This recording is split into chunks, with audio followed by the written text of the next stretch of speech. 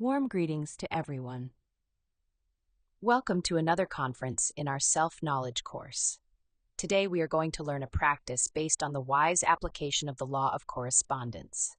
By training ourselves to remain aware of the dimension we are in during daily life, we can, by correspondence, also become aware of being in the fifth dimension whenever we find ourselves in the world of dreams.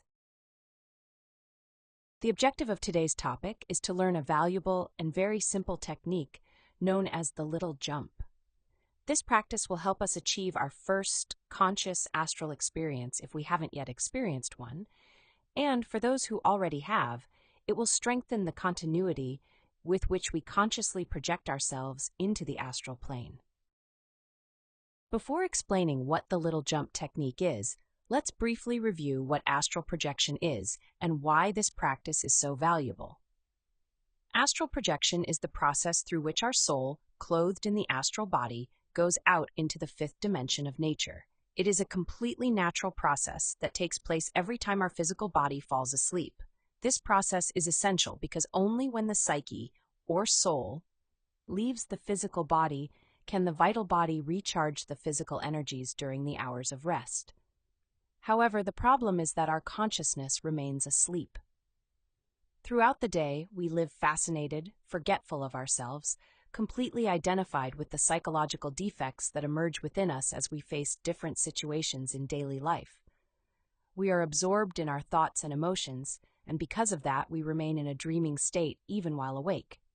By correspondence, when night comes, we go to the astral plane to dream. Without realizing that we are dreaming, no matter how strange or illogical our experiences may be. We might see elephants flying, and yet such absurdity doesn't awaken us from our unconscious state. In Lecture 3 of this course, we learned several techniques to achieve astral projection consciously. That is, to become aware of the precise moment when the astral body separates from the physical body and enters the fifth dimension so that we can move there at will. For those who haven't seen Lecture 3, I invite you to look for it in the video section. The practice of conscious astral projection is an essential tool in the process of self-knowledge and the awakening of consciousness.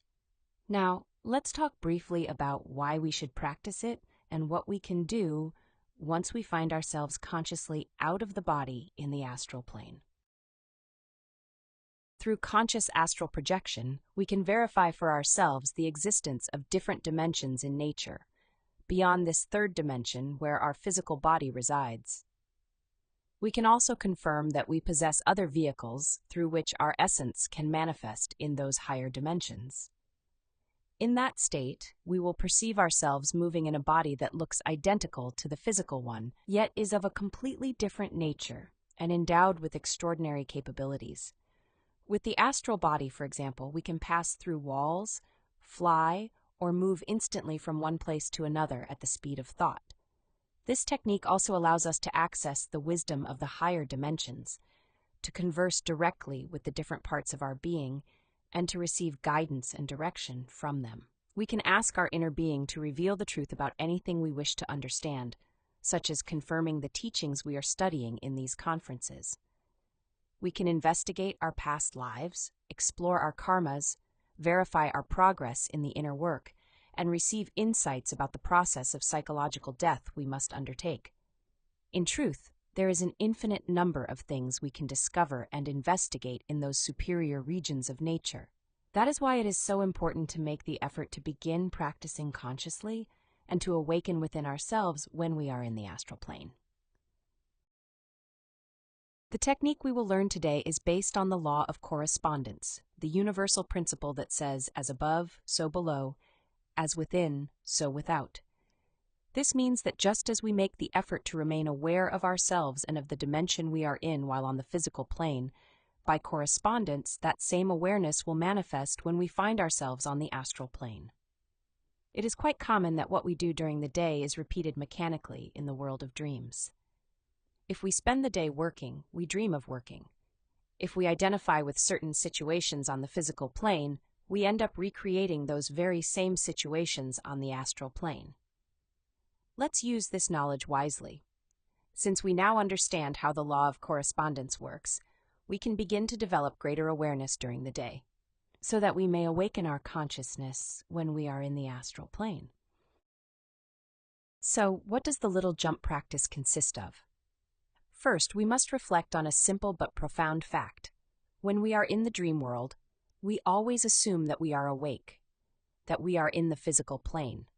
Therefore, we must stop taking for granted that we are in the third dimension just because everything looks and feels familiar. Instead, we must begin to verify which plane we are in at any given moment. For instance, right now, as you listen to this lecture, you could actually be dreaming. The way to find out whether you are on the astral plane or the physical one is by making a small jump with the intention of remaining floating. This is how you check in which dimension you are at that moment. If you are on the physical plane, the law of gravity will immediately pull you down.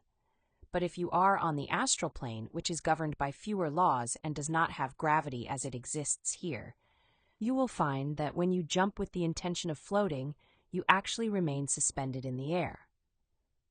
That is what this technique is about, to perform small jumps throughout the day with the conscious intention of floating in order to verify which dimension you are in.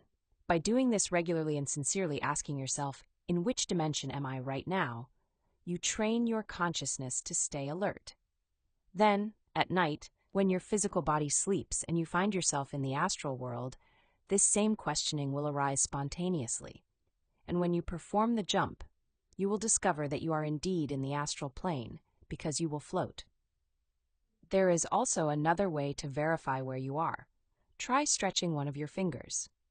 Since the astral body is molecular in nature, not cellular like the physical one, you will see the finger extend as if it were made of rubber and then return to its normal shape.